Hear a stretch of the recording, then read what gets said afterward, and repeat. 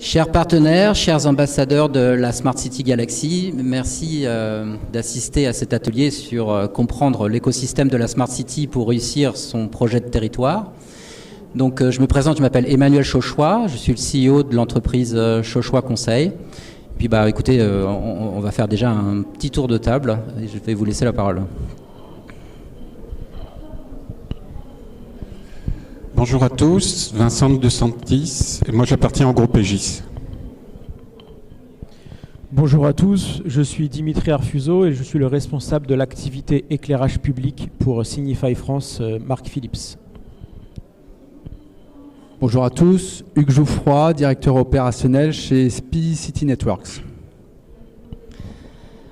Donc comme je disais, chers partenaires, ambassadeurs de la Smart City Galaxy et bien sûr chers acteurs de la ville durable, en vos titres responsabilité et qualité, notre philosophie épouse parfaitement, je le crois, l'esprit d'engagement le plus contemporain des entrepreneurs innovants, tant les enjeux des territoires dépassent désormais les périmètres de chaque politique publique, d'où notre approche par thématique plutôt que par délégation. D'ailleurs, les 4 thématiques choisies pour cette édition d'Innopolis ne font que valider mon propos et confirmer la nécessité de ce que nous appelons le désilotage.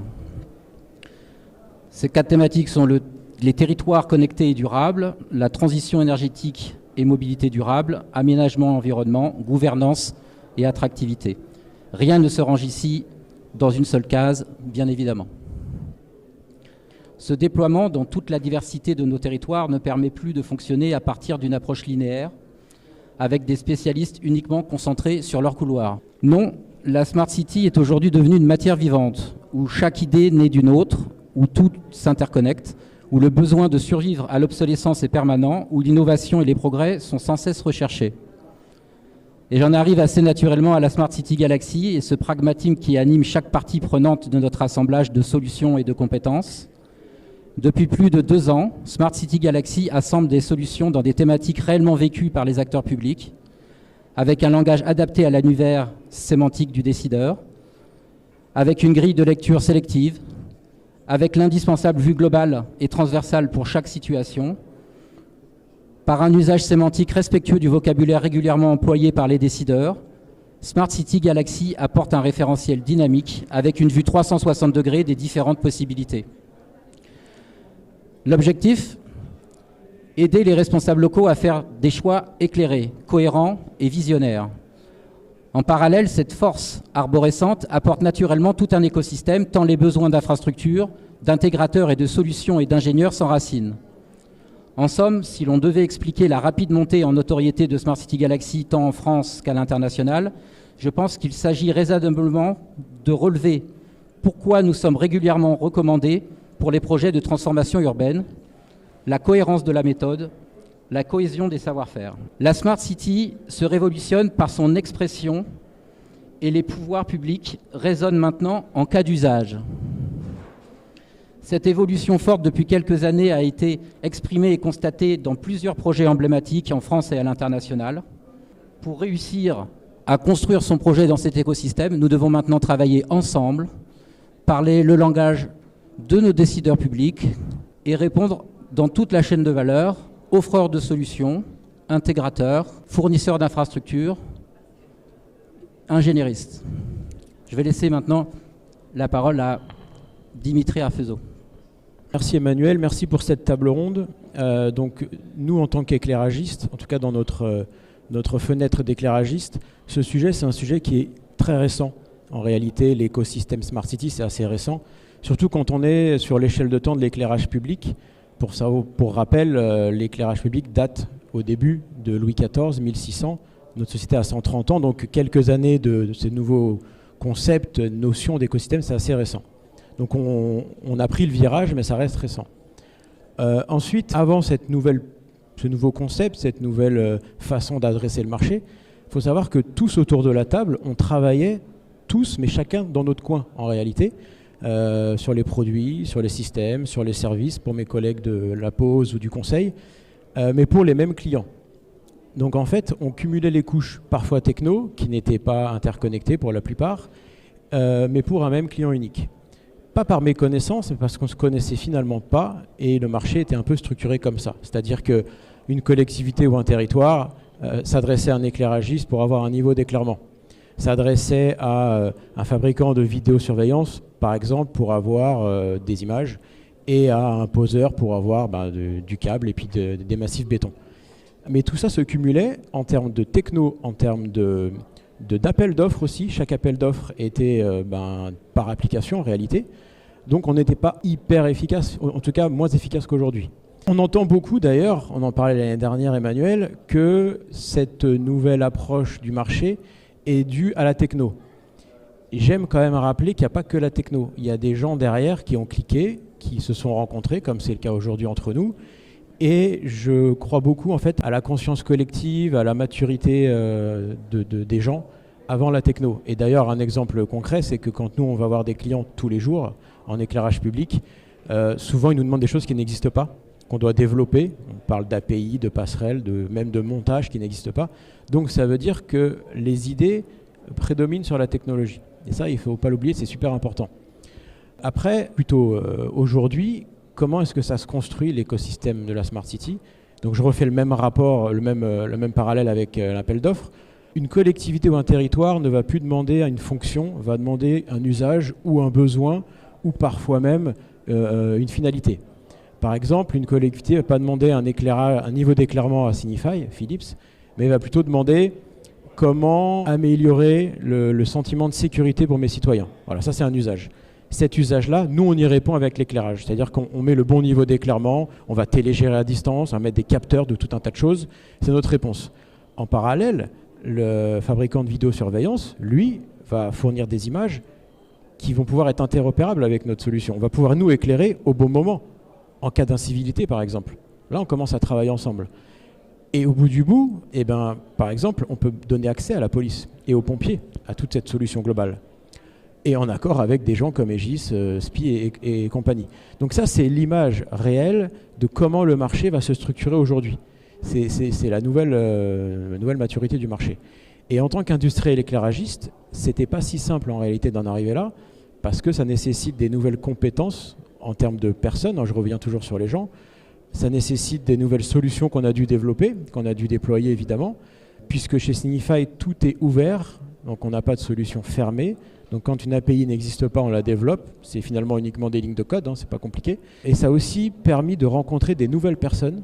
Et ça, c'est important, puisque c'est des gens qu'on ne connaît. Ce genre de salon, par exemple, il y a une dizaine d'années, n'existait pas, ou alors nous, on ne le connaissait pas. Donc là, on a vécu une première transformation du marché. C'est cette transformation d'écosystème Smart City. La deuxième transformation du marché, elle arrive, alors ce n'est pas le sujet direct d'aujourd'hui, mais on est sur notre stand à votre disposition. C'est l'éclairage solaire qui va complètement et qui est en train de révolutionner le marché, puisque à terme, on va devoir tous avoir une offre solaire pour pouvoir répondre à ce marché qui est stratégique. Donc voilà la vue de notre scope, de notre fenêtre d'éclairagiste pour l'écosystème de la Smart City. Et je passe la main à Vincent. Merci à tous. Je vais prendre la suite finalement très aisément derrière Dimitri et Emmanuel, puisqu'ils ont posé la problématique. Vous dire qu'Aegis, on a construit nos logiques de développement Smart City sur des paradigmes assez simples. Tout projet de Smart City doit être fondé sur des logiques de transition écologique et sociétale et accessible à tout type de territoire. Quand je dis ces deux choses simples, finalement, je pose un problème compliqué. On a fait un constat, c'est que sur le marché, et notamment à l'attention des collectivités, il n'y avait pas d'opérateur global. Quand une collectivité veut aborder un projet de Smart City, elle se trouve en nécessité d'assembler des compétences amont de conseil, du financement, de la technique, du déploiement, etc. En regard de ça, il y a 2 ans, avec SPI, on a pris une décision, c'est de la construire, cette offre globale. Une offre qui positionne des métiers sur toute la chaîne de valeur de la Smart City, à l'amont du conseil, technique, juridique, urbain, financier, de l'ingénierie, du développement, de l'intégration et du soutien. Aujourd'hui, cette alliance avec SPI est mature. Ça fait 2 ans qu'on travaille ensemble, qu'on apprend à se connaître et qu'on intègre. Et à la croisée de l'ensemblier Aegis et de l'intégrateur SPI, on a une réponse globale à toutes les problématiques s'appliquant à tous les types de territoires. Et je vais passer la parole à Hugues maintenant, qui va vous parler de Smartbourg. Entre autres, avant Smartbourg, je voulais faire un petit constat, parce que effectivement, il y a quelques années encore, c'était inenvisageable d'avoir à la même table un conseil, une ingénierie, un intégrateur installateur, un fabricant. Et aujourd'hui, effectivement, je pense que le monde des services a changé. On est passé de structures très préconçues, CCAP, marché de travaux, qui fait quoi, avec des passages de relais à chaque fois, à des structures, des ingénieries très imbriquées, parce que aujourd'hui, comme le disait Dimitri, on parle usage, on parle expression de besoin et on parle solution. Voilà. Il faut quand même bien avoir en tête que 50% de nos maires sont des jeunes maires, des jeunes élus, qui n'ont pas de connaissances ni techniques, ni parfois financières. Donc leur donner un package complet de solutions, c'est notre rôle maintenant. Donc il n'existe plus une solution, comme on l'avait dans ces années passées, mais il existe des solutions. Voilà. Et il n'y a plus de mots tabous. On peut parler CAPEX, OPEX, retour sur investissement. Et c'est en ça, aujourd'hui, qu'il faut vraiment raisonner global et non plus techno, comme on le faisait peut-être auparavant. Maintenant, effectivement, un petit mot sur la ruralité, puisque c'est un secteur qui me touche depuis déjà quelques années. Alors la ruralité, au début, c'était un peu le parent pauvre de la Smart City, puisque il y a encore quelques années, des grands groupes comme les nôtres s'intéressaient aux grandes métropoles, aux agglos, parce que les infrastructures de communication notamment étaient en place. Aujourd'hui, avec l'essor du FTTH à la campagne, eh bien, il n'y a plus de barrières, il n'y a plus de frontières. On peut adapter des solutions type Smart City dans des territoires très ruraux et en tirer un retour sur investissement quasi direct. Voilà, les infrastructures sont là. Alors, les infrastructures d'énergie ont toujours, en France, en tout cas en métropole, ont toujours été là grâce aux syndicats d'énergie qui ont toujours œuvré dans ce sens. Et les opérateurs ou les syndicats également ont mis en place des infrastructures de communication filaires, mobile avec l'essor de la 5G maintenant qui ouvre le champ des possibles.